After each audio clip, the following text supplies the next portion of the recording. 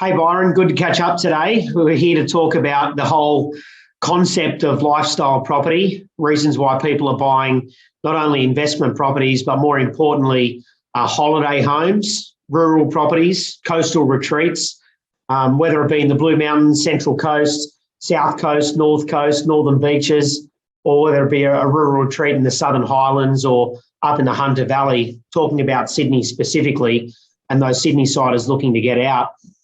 You know, when coronavirus first came into play all those months ago, almost 18 months ago, circa that, there was a really interesting concept that you weren't allowed to leave your home for a number of reasons, but one of those reasons were you were allowed to leave your home if you were inspecting a property.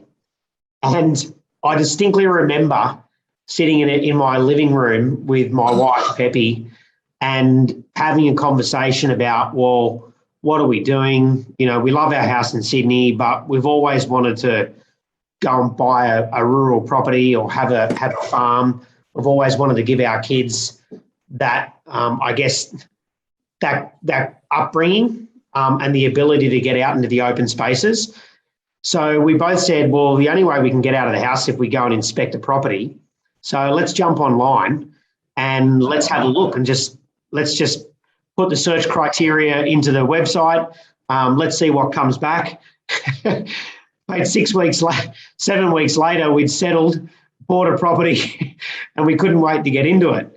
And, you know, it's amazing that whole decision-making process that we went through, you know, I'm sure is very similar for a lot of people sitting in their living rooms right now, watching this interview between you and I, talking about, you know, we always wanted to buy that place. How did you come up with the idea to go and buy your property? Because you did the same thing, right? Yeah. So, as I was saying to you earlier, that, you know, I was fortunate enough. I mean, I was one of 6 children, so I've been around family holiday destinations my whole life. I'm now 51. There are still photographs roaming around in our family albums of me when I was, 3 months old in Katoomba in the bassinet with snow coming down. So my affiliation with holiday homes has always been around me. And the decision for Rachel and I to take the plunge into a holiday home was never a difficult one for us to decide.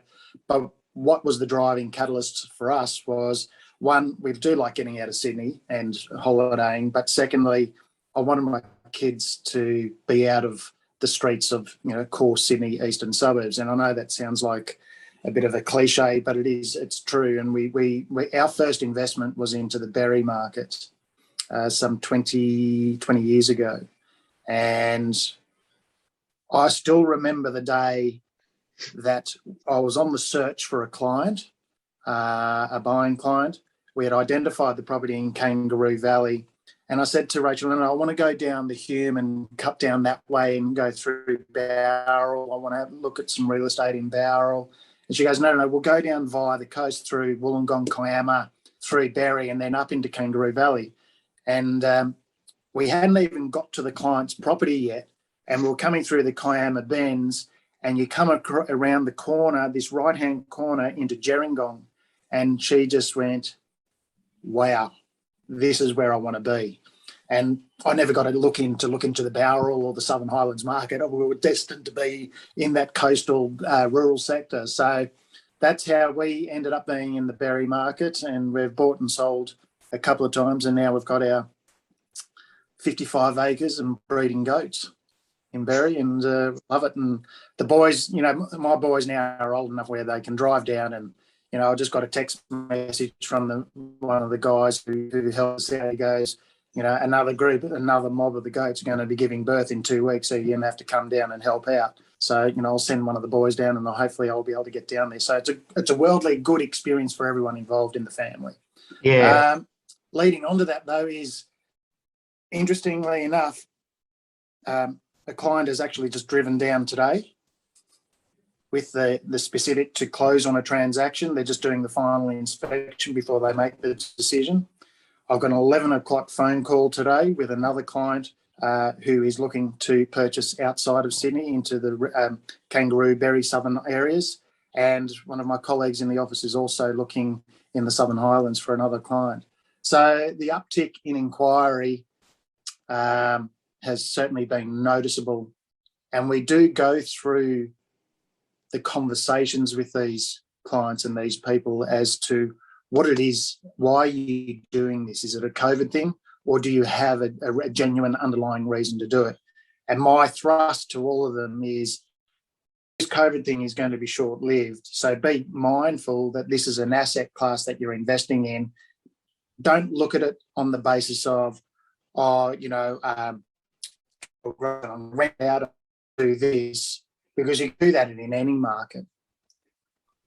What you get out of your holiday home, and which obviously you're experiencing too, is that you come away with beautiful memories.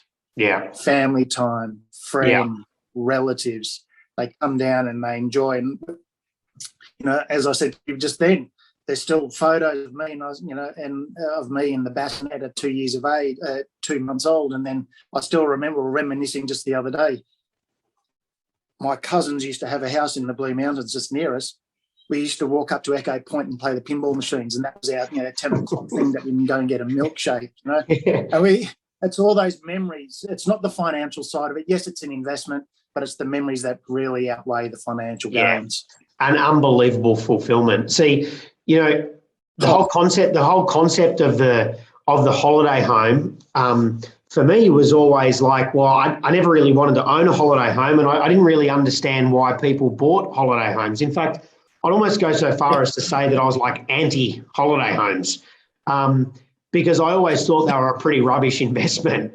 And I could never also grasp the concept of not wanting to, but almost having to go to the same place every single time, because I do like variety in holidays, and I like different holidays and different destinations for different reasons.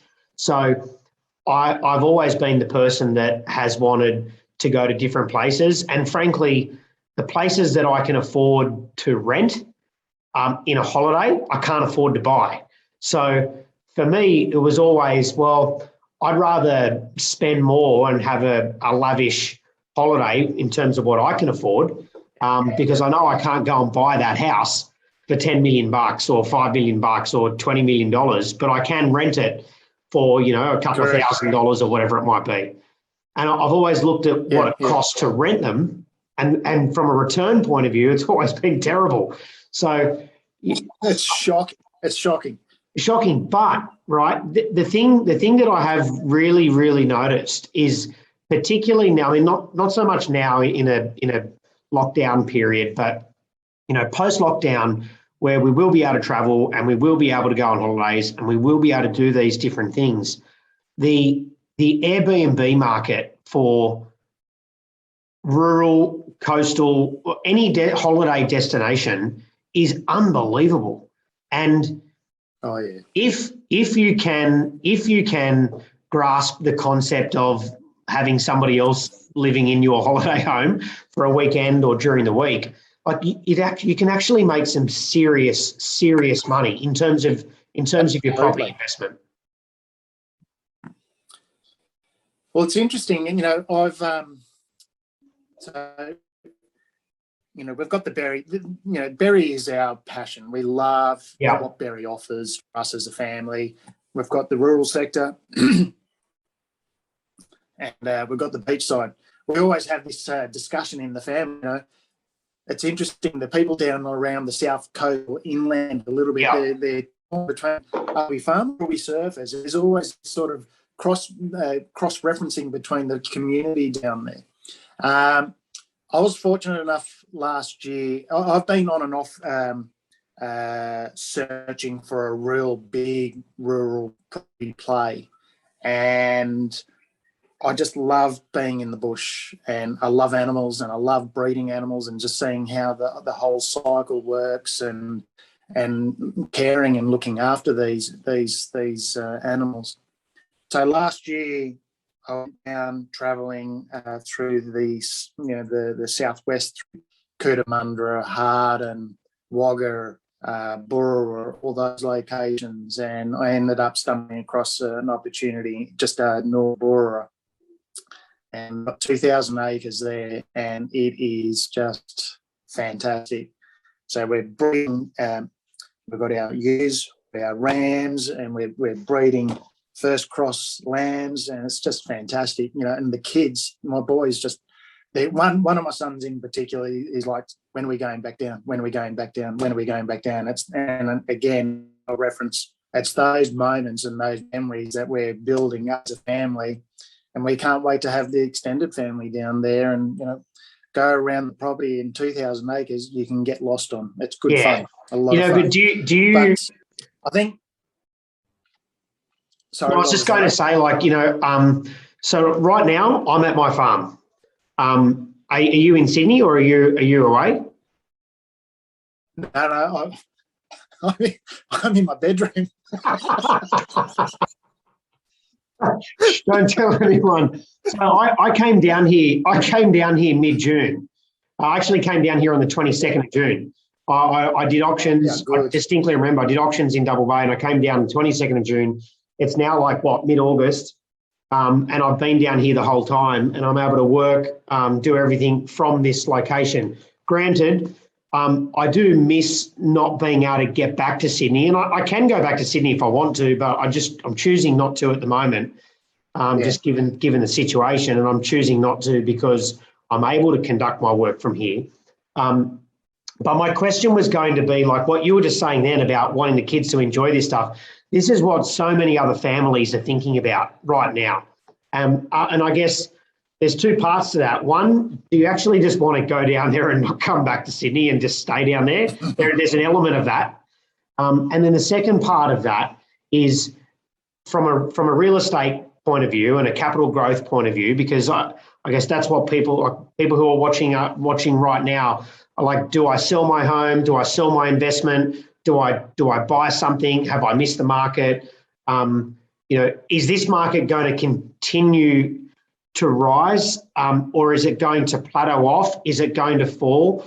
I know these are all crystal ball questions, but you know, in times gone past, Sydney has always outperformed rural areas. Sydney has always outperformed coastal areas, holiday destination areas. But right now, those areas are outperforming Sydney. And even though Sydney has done incredibly well and has frankly boomed out of the virus in terms of real estate, you know, what are we going to see coming out of this next period? Are we going to see another kick in prices? Yeah, very good question. My instincts tell me that with the level of inquiry that we're experiencing through Rose and Jones for outside of Sydney acquisitions, the market will continue to have growth in those regions or within, you know, your hour, 2 hour drive of Sydney. Yeah. Does the future, so short-term capital growth up to mid-term, longer term, I think I'm confident in what I'm about to say, that once the borders open, there will be relaxation around travel restrictions, etc. People will want to board aeroplanes. People will want to go back to experiencing what they used to have. Mm. Now, I don't believe people are just going to get out of the blocks and go hammer and tong. I think it'll be a phased state or a staged process. So when I look at that, or what I think is going to happen, that says to me holiday destinations are going to continue to improve in capital appreciation. So what was I going to say there was, if you are considering, then my recommendation would be go now as opposed to waiting for another 12 months. Yeah. You're going to get some uptick if you go now. And decision making around destination. Sorry. No, I was just going to say, people obviously will also have a lot of equity build up in their homes in Sydney, and they'll use that equity to borrow against their principal place of residence to buy the holiday house that they've always wanted to have. And look, like the reality is, you know, you're dead a long time. And I remember Dr. Fred saying that to me one time, you know, like you're dead a long time. There's no FPOS in heaven. You can't take it with you. You've got to enjoy yourself. You don't know when your time's up. And what you were speaking before about your son saying to you, like, when are we going back?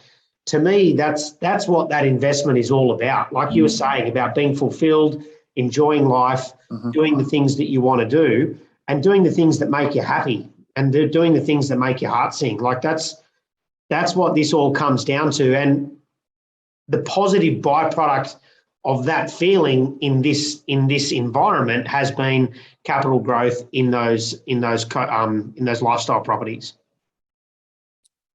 Yeah, certainly. I mean, COVID has driven this this mindset of getting out of Sydney. What else is out there for us? But I also think COVID has driven people to, and this is going to be a cliche, reassess their values and their beliefs in their own personal well-being and what they want to achieve. And COVID has made people think, well, I do want to be this is really depressing. I want to make myself happy. You know, yeah. I don't want to be looking at the news. I don't want to be on social media looking at everything in my face all the time. So in a way, it's almost like people are turning their backs on traditional or our previous experiences and saying, bugger that, I want to fulfill my own life and go and enjoy the fruits of the hard work that they've done for the last 10, 15, 20 years of their life. Yeah. And as you pointed out, you wouldn't have even dreamt of going and spending, you know, whatever it is on a holiday destination because it just didn't make commercial sense to you. Yeah. But once you've done the funny thing is, once you've done the transaction and you start experiencing, you go 15 years ago, you know, and not that it erodes all the experiences that you've had to date by travelling, if you're fortunate enough to go overseas or, you know I love going to Noosa as well. I think Noosa is probably one of the best destinations in Australia. Yeah. It doesn't preclude people still wanting to go and do it. And if you've got your investment or your holiday destination, you still can go up there and have a week's holiday up there. Yeah. I don't think it stops you from exploring, having that fun. It just opens up the door for other opportunities. Yeah, well, this is the benefit of within 2 hours of wherever you live. That's the benefit of that. So the benefit of where our farm is, it's literally on a good run, it's an hour and 50 minutes from my house in Sydney. And on 2 hours 10 on a really bad run. So for us, that was the catalyst. Like it was a 2 hour limit because we wanted to be able to get to the property whilst it didn't feel like it was a long journey to get there. So, you know, ordinarily we'd be working in Sydney all week. I'd do auctions all day Saturday afternoon after work, depending on what I had on. I'd either leave Sydney at 4 o'clock or I'd leave Sydney at 6 p.m. And I'd be at the farm within 2 hours. We'd get all day Sunday, go home Sunday night. Sometimes we can get a day during the week. At the moment, we've obviously been fortunate enough to have this investment that we can be here during the lockdown period. I mean, I've got 50 cows that we need to look after, horses and all sorts of things. So, Byron, but one thing I did want to ask you, if you are an owner of a lifestyle property and you're thinking about selling it, like, what is it? I mean, obviously it's a great time to be selling because there's not much on the market. But would you be selling now? Would you be selling in 6 months' time? Or is it really just the same? Real thing is like, you know what, it depends on what your goals are and depends on what your next destination is and what you're going to be selling and how you're going to use the money out of that into the next property or into the, like, what are you using that money for really is the driver behind should I sell now or should I sell later? Sorry, mate, you broke up on me there for a little bit. I didn't. So I was just basically saying, you know, if you own a lifestyle property, are you selling it now or are you selling it in 12 months' time? Or do we just think about, well, what's the driver behind the sale? And that should be your answer. Well, if I'm in lifestyle and I'm considering selling, I guess the thrust of the question would be, what are you doing with that money? Are you going to reinvest into that lifestyle market, or are you you're upgrading? If you're going for the upgrade, then absolutely trade the asset and move up the dial. Yeah, good question. I really don't know how to answer that, because I don't want to. I don't come across that many. The people. The interesting part of that, answering that question, is the people that we're representing on the acquisition side and buying into these markets. The sellers aren't holiday makers, holiday owners. They're locals. Yeah. So it's a very interesting conundrum that's occurring.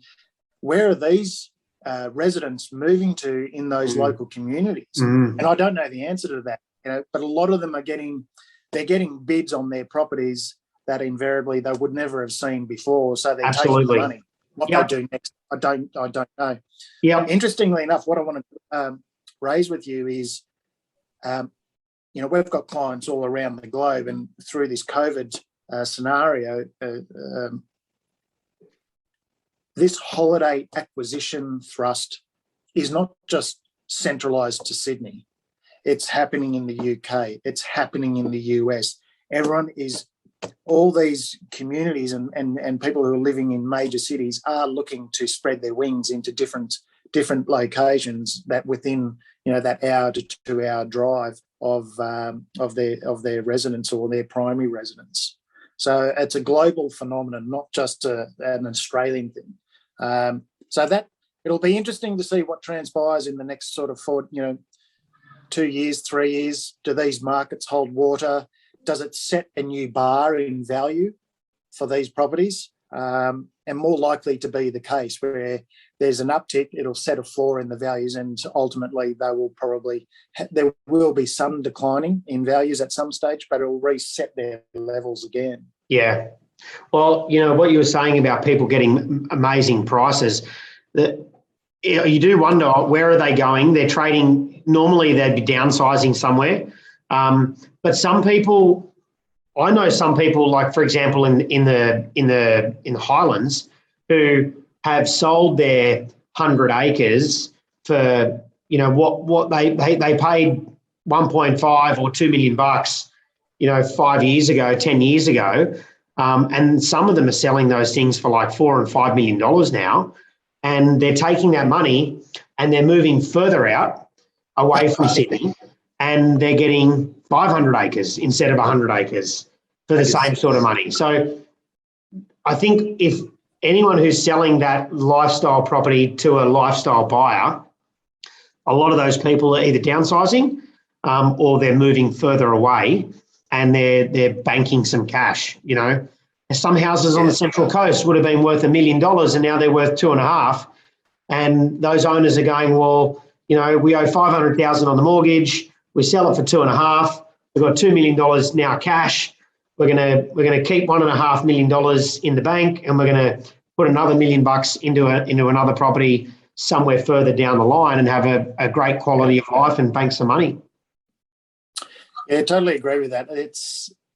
They are certainly banking some cash. These guys who have been permanent residents of these rural or semi-rural locations out of Sydney, and good on them. I mean, it's they actually made the choice to go and reside somewhere outside of the core areas of Sydney for a lifestyle decision, obviously, or a tree change or a sea change to start with, and got themselves embedded. And they've benefited from this capital growth market that's occurred throughout Sydney that has expanded into those locations. Yeah, I guess cool. I've got to hit the road shortly, but I've got an option to do too. Overarchingly, it's like making these decisions in what market do I go to? Is it sea change? There's always articles in the papers and online, sea change versus pre-change, and what thing for things that Rachel and I, when we've made those decisions, when we went to Berry, and then more recently when we bought in Burra, was the local town offer you. And, for us, it was important for us to know there's a cafe, or there's, a bakery, there's, good quality natural produce nearby, and obviously the obligatory, 2 to 3 corner pubs around. And And for us, what was also important in the decision making was being, half hour or 45-minute drive to that was never going to wash with us. So for us, we needed to be no more than sort of 15 minutes drive to your nearest township. Yep. And for us, that was important in our decision making. Yep. Makes absolute sense.